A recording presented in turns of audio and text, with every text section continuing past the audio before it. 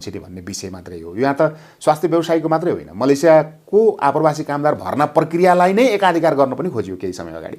दुईवटा एट्याकहरू भए, दुईवटा तरिकाले लागेका छन् मान्छेहरू होइन। त्यसलाई चाहिँ एउटा सीमित वैदेशिक रोजगार व्यवसायी जस्तै अघि स्वास्थ्य व्यवसायीको मैले कुरा गरेँ, इजाजत पाएका धेरै छन्। सीमित स्वास्थ्य व्यवसायीले मात्रै स्वास्थ्य परीक्षण गर्न पाएका छन् भनेको एकाधिकार लागू भयो त्यहाँ।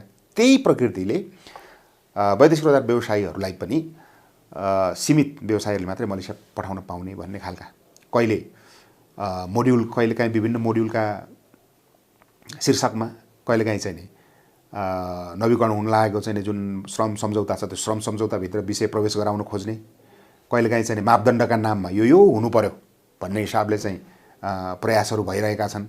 यस्ता प्रयासहरू हुन्छन् र यस्ता खालका प्रयासलाई प्रश्रय नदिने सबैभन्दा ठुलो जिम्मेवारी भनेको राज्यकै हो।